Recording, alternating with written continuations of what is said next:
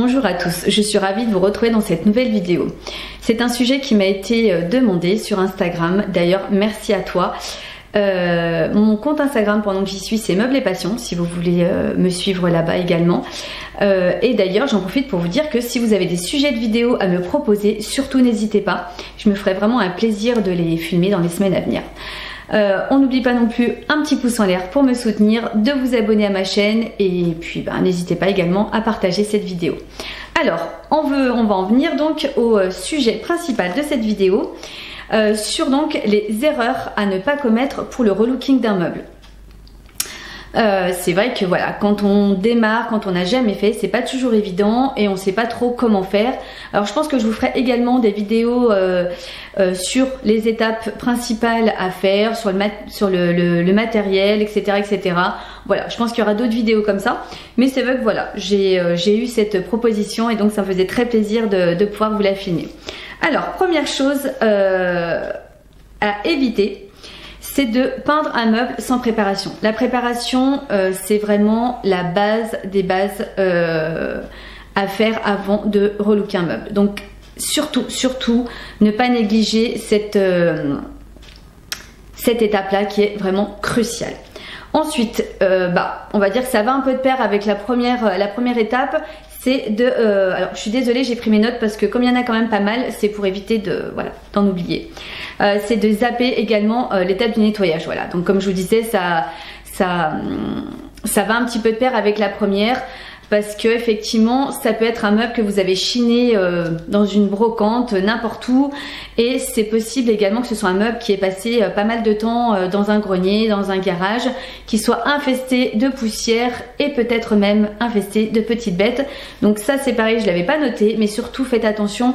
Et dans ce cas-là, prenez pas de risque, achetez du produit pour les petites bêtes et mettez un coup. Et je pense que, parce que autrement vous risquez d'avoir des petits problèmes dans les mois à venir.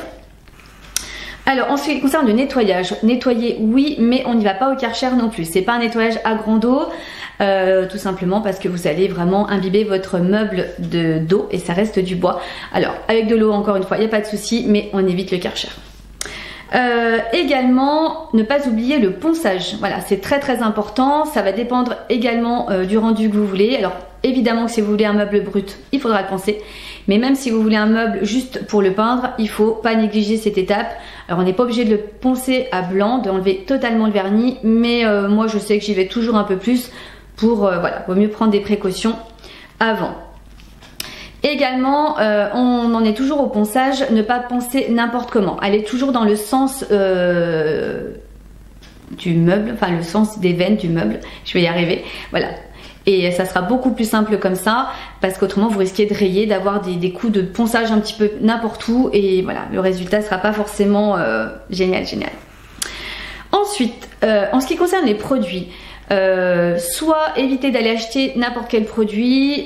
Si vous allez dans un magasin, surtout demandez conseil à un vendeur, surtout en tous les cas si vous n'avez aucune notion de ce que vous devez acheter, encore une fois que vous n'avez jamais fait ça de votre vie, et que voilà, donc c'est vraiment important d'avoir les bons produits. Évitez également souvent on se dit tiens, j'ai un fond de peinture qui me reste, j'ai fait la chambre, tiens, je vais faire le meuble à sortie, et allez-y. Non.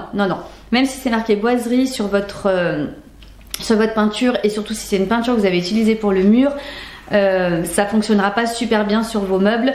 C'est une peinture qui n'aura pas une tenue vraiment nickel. Donc je vous le déconseille, allez vraiment dans un magasin et demandez des peintures spéciales pour le relooking de meubles, et voilà, comme ça vous serez vraiment tranquille du résultat. Ensuite, une chose également qu'on se dit souvent, tout simplement parce que sur les pots de peinture, que ce soit les peintures à mur ou les peintures pour les meubles à mur, je sais pas si c'est bien français tout ça, pour le mur, vous m'aviez compris, souvent c'est marqué monocouche. Non, donc on oublie tout de suite ça, on met 2 couches, même sur un mur. Je ne sais pas si vous avez déjà peint un mur, mais en général c'est la 2e couche qui fait toute la différence au niveau des finitions et tout. Et sur un meuble, vous verrez, c'est exactement la même chose. Donc on laisse tomber le monocouche et on fait bien 2 couches. Également, on est toujours dans la peinture aussi, faites attention à la température de votre pièce, enfin du moins dans l'environnement dans lequel vous peignez. S'il fait plus de 24 degrés, vous laissez tomber. Il fait trop chaud, la peinture ne tiendra pas. J'ai fait l'expérience et quand je vous donne toutes ces erreurs, je vous assure qu'il y en a certainement très peu que je n'ai pas commises. Et c'est comme ça qu'on apprend d'ailleurs. Je ne fais pas de la peinture sur meuble depuis hier, ça fait des années que je le fais et avant d'en arriver à être là aujourd'hui professionnelle, j'ai fait pas mal d'erreurs et je vous assure que c'est en faisant les erreurs que maintenant je sais qu'il ne faut plus les faire. Donc quand il fait trop chaud, vous laissez tomber, vous attendez que le thermomètre descende parce que votre peinture ne tiendra pas. Mais que ce soit d'ailleurs pour les murs, pour la peinture et la chaleur, ça fait pas bon ménage. Justement, négligez aussi le temps de séchage. Souvent, c'est aussi la faute sur le pot. Il va peut-être vous marquer 2 heures, 4 heures.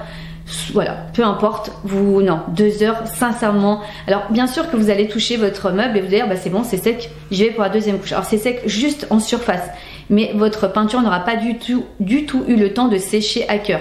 D'ailleurs, il faut même plusieurs jours souvent pour ça. Mais moi, personnellement, j'attends facilement le lendemain pour appliquer la deuxième couche. Je sais, ça peut... Voilà, je perds peut-être un petit peu de temps, mais sincèrement, je pense qu'il vaut mieux perdre un petit peu de temps et avoir un bon résultat que de vouloir aller trop vite et qu'après, il faut tout recommencer. Donc, idéalement, le lendemain, ou alors laisser une bonne marge, un bon laps de temps dans la journée pour faire votre deuxième couche. Quand vous avez donc fait vos 2 couches, que vous avez attendu bien sagement que ça sèche, n'hésitez pas également à mettre un protecteur vernis, mais souvent moi je mets un protecteur mat, comme ça moi ça ne se voit pas. Mais après, peu importe comment vous voulez protéger votre meuble, le vernis ou le protecteur, mais voilà, ce n'est pas une étape à négliger en tous les cas.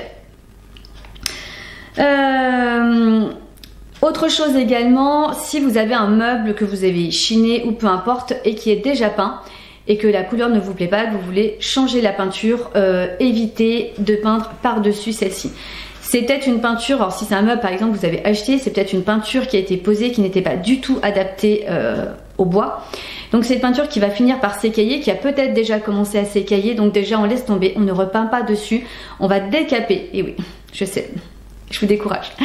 Il faut d'abord décaper, enlever cette première couche, enfin cette peinture-là, un maximum. Je vous dis pas d'enlever en totalité, mais tout ce qui va s'écailler en tous les cas, vraiment n'hésitez pas pour ensuite reprendre à zéro. Et là, voilà, pour que vous ayez vraiment encore une fois un rendu qui vous convienne. Parce qu'autrement, franchement, ça va être du travail pour rien.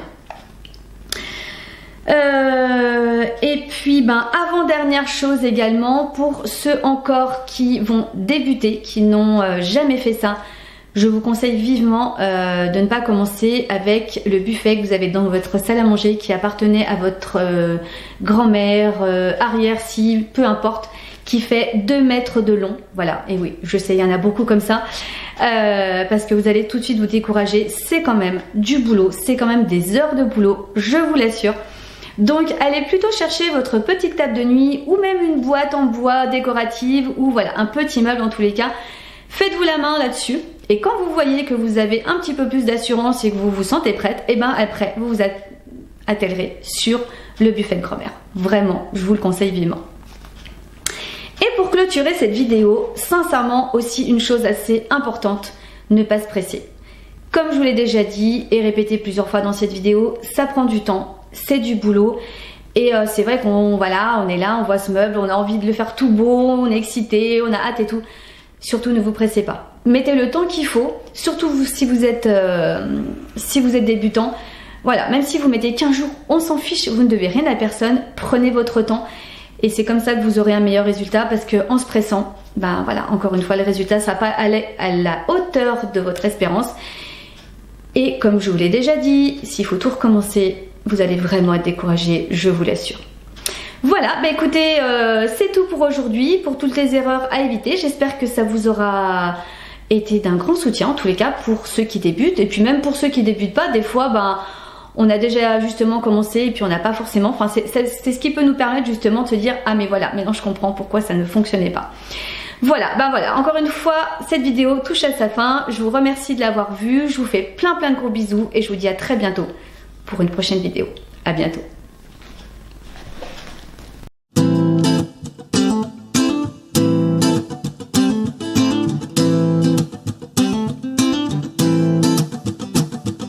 Life's a foolish game. Do you ever feel the same? Well, maybe we could change, turn the ship another way. Feel it in the darkness, we're sailing right into those jagged cliffs. Yeah. Some say we've always been insane. Hey, life's a foolish game. Simple equation,